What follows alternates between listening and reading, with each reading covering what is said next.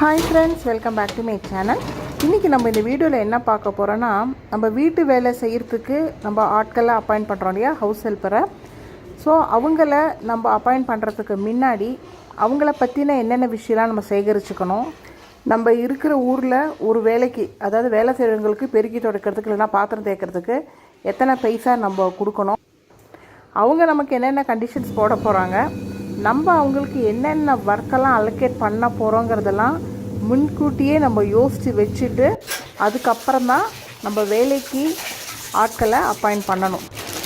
So இந்த tips எல்லாம் நீங்கள் மைண்டில் வச்சுருந்தீங்கன்னா, இப்போ புதுசாக ஒரு ஊருக்கு போகிறீங்க, ஃபஸ்ட் டைம் நீங்கள் இப்போ தான் வீட்டுக்கே ஒரு வேலைக்கு ஆட்களை நீங்கள் போட போகிறீங்கன்னா, ஸோ உங்களுக்கு ரொம்பவே யூஸ்ஃபுல்லாக இருக்கும் இந்த வீடியோ.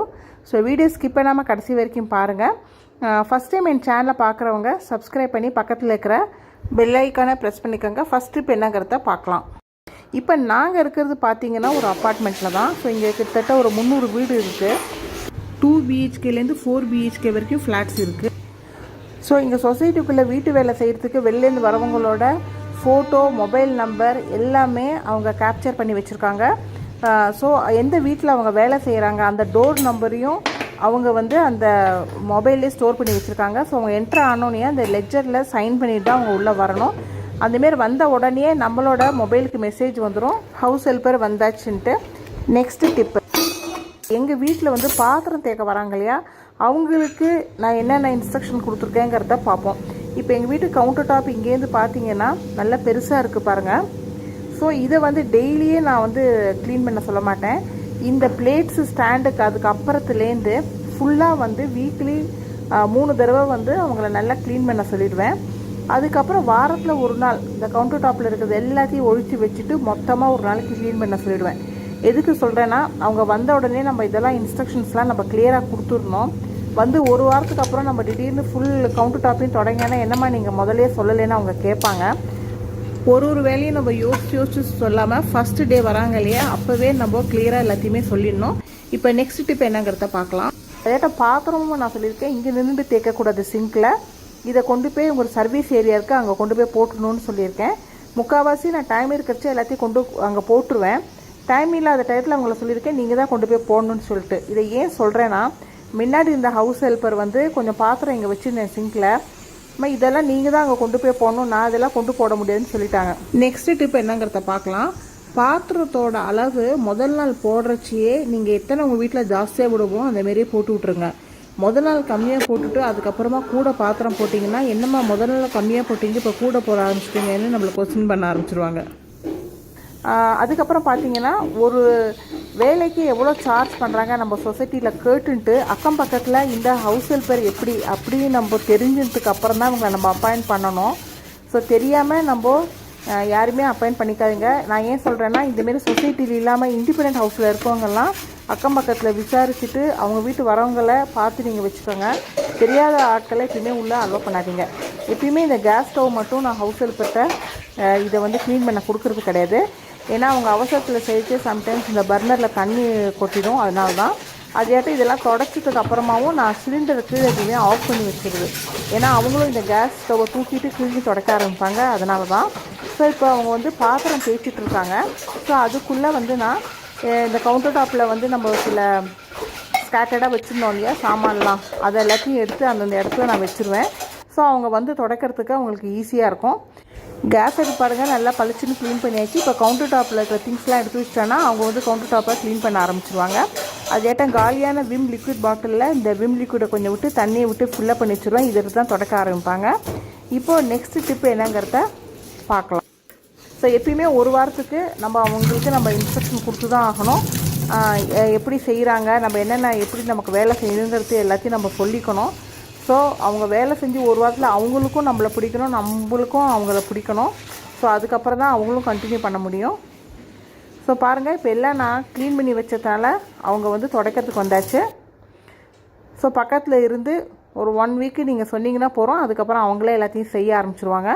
இப்போ எல்லாம் நீட்டாக தொடச்சிட்ருக்காங்க பாருங்கள். அதேட்டு இந்த டைல்ஸ்லாமும் துடைக்கணும்னு நான் சொல்லிகிட்டு இருக்கேன். ஸோ இவங்க பார்த்தீங்கன்னா எனக்கு கிட்டத்தட்ட ஒரு 5 வருஷமாக வேலை செஞ்சிட்ருக்காங்க. அவங்க தான் இந்த வீடியோவில் வரணும்னு ஆசைப்பட்டாங்க, சரின்னு சொல்லிட்டு எடுத்துகிட்ருக்கேன் நான். நெக்ஸ்ட் இப்போ என்னங்கிறத பார்க்கலாம். ஃபஸ்ட்டு வர அந்த வேலையாட்கள் வந்து பஞ்சுவாலிட்டி கீப்பப் பண்ணணும்.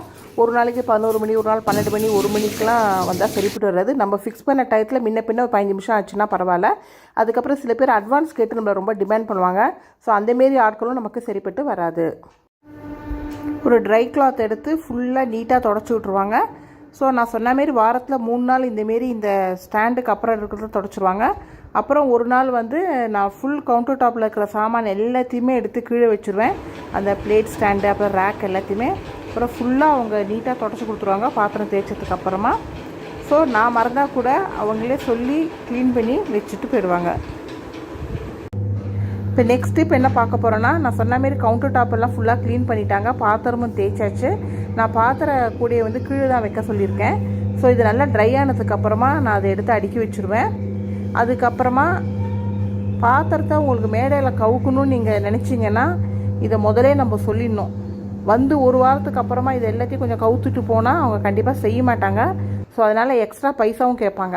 பாத்திரம் தேய்க்கிறதுக்கு ஒரு ஆளை அப்பாயிண்ட் பண்ணி எவ்வளோ இன்ஸ்ட்ரக்ஷன் கொடுக்க வேண்டியிருக்கு பார்த்தீங்களா? 8 டிப்ஸ் நான் சொல்லியிருக்கேன். இப்போ நெக்ஸ்ட் டிப் என்னங்கிறத பார்க்கலாம். அதையாட்டும் இந்தமாரி பெருக்கிறாங்க இல்லையா, பெருக்கரிச்சையும் அவங்கள்ட்ட நம்ம சொல்லணும், கொஞ்சம் இந்த ஃப்ரிட்ஜு கீழே இல்லாமல் நல்லா பெருக்குன்னு சொல்லிட்டு. அதையாட்டும் நான் எங்கள் வீட்டில் என்ன சொல்லியிருக்கேன்னா, தண்ணியை கொஞ்சம் ரொம்ப அழுக்காக இருக்குன்னா ஒரு தண்ணியை வச்சே ஃபுல் ரூமிலாம் தொடச்சிடாத, அழுக்கானா மாற்றிடணும்னு சொல்லியிருக்கேன். ஸோ ஒரு 2 ரூம் தொடச்சிட்டு அதுக்கப்புறமா திருப்பி அவங்க தண்ணியை மாற்றிட்டு வந்துட்டு தான் மாப் பண்ண ஆரம்பிப்பாங்க. ஸோ இதெல்லாம் நீங்கள் முன்னாடியே சொல்லிவிடுங்க. இல்லைன்னா ஒரே அந்த அழுக்கு தண்ணியை வச்சே ஃபுல்லாக துடைக்க ஆரம்பிச்சிருவாங்க. டஸ்டிங்லாம் பண்ணால் அன்றைக்கி இன்னும் கொஞ்சம் அழுக்கு ஜாஸ்தியாகும். அன்றைக்கி கொஞ்சம் எக்ஸ்ட்ரா பைசா கொடுத்தாலும் பரவாயில்ல, அவங்கள்ட்ட சொல்லிவிட்டு உடனே நம்ம மாற்ற சொல்லணும் தண்ணியை. ஸோ இவங்க வந்து எங்கள் வீட்டில் சொன்னேன் இல்லையா, ஒரு 5 இயர்ஸாக ஒர்க் பண்ணுறதுனால அவங்க எல்லாம் நீட்டாக செஞ்சுருவாங்க. அதுட்டு எங்கள் வீட்டில் வந்து டஸ்டிங்கும் நான் பண்ண சொல்லியிருக்கேன். ஸோ அதனால் வாரத்தில் ஒரு நாள் ஸோ அவங்க அந்த வேலையை பாத்திரம் தேய்ச்சி வரத்துக்குள்ளே நான் எல்லாத்தையும் குஷன்லாம் எடுத்து தனியாக போட்டுருவேன். அவங்க எல்லாத்தையும் நீட்டாகவே தொடச்சி கொடுத்துட்டு போயிடுவாங்க. ஸோ என்னென்ன ஒர்க்கு உங்களுக்கு செய்யணுமோ அதெல்லாம் நீங்கள் செஞ்சு வாங்கிக்கோங்க.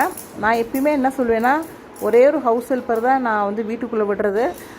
அவங்க சரியாக கொஞ்சம் டஸ்டிங் பண்ணலாம் கூட நான் அப்புறம் பண்ணிக்கிறது. ஏன்னா இன்னொரு ஆள்லாம் உள்ளே விட்டோன்னா இவங்கெல்லாம் நம்ம பார்த்து மானிட்டர் பண்ணுறதுங்கிறது நமக்கு ரொம்பவே கஷ்டம், நமக்கு டைமும் கிடையாது. அதனால தான் சொல்கிறேன். அதையாட்டும் இந்த டைனிங் டேபிள் மேலே துடைக்க வேண்டாம்னு சொல்லிவிடுவேன். அதையாட்டும் துணியை உணர்த்தணுன்னா அதையும் நீங்கள் முதல்ல சொல்லிவிடுங்க. எல்லாத்துக்கும் ஒரே ஆளை வச்சுக்கிறது நல்லது. என்ன கேட்டால் 2-3 பேரை உள்ளே விட வேண்டிய அவசியமும் கிடையாது. ஃப்ரெண்ட்ஸ், இந்த வீடியோ உங்களுக்கு கண்டிப்பாக யூஸ்ஃபுல்லாக இருந்திருக்கும்னு நினைக்கிறேன். வீடியோட எண்டுக்கு வந்தாச்சு. இந்த வீடியோ பிடிச்சதுன்னா மறக்காமல் உங்கள் ஃப்ரெண்ட்ஸ்க்கு ஷேர் பண்ணுங்கள், கமெண்ட்ஸ் பண்ணுங்கள். இன்னும் சேனலை சப்ஸ்கிரைப் பண்ணாதவங்க சப்ஸ்கிரைப் பண்ணி பக்கத்தில் இருக்கிற பெல் ஐக்கானை ப்ரெஸ் பண்ணிக்கோங்க. உங்களை நெக்ஸ்ட்டு இன்ட்ரெஸ்டிங்கான வீடியோவில் பார்க்குறேன். நெக்ஸ்ட் வீடியோவில் நம்ம வச்சுருக்கிற ஹவுஸ் ஹெல்ப்பர் நீண்ட நாள் நம்ம வீட்டில் இருக்கணும்னா நம்ம என்னென்ன செய்யணும் அந்த வீடியோ நான் அப்லோட் பண்ணுறேன் ஃப்ரெண்ட்ஸ். பார்ட் 2 இது பார்ட் 1 வீடியோ. ஓகேவா? தேங்க்ஸ் ஃபார் வாட்சிங்.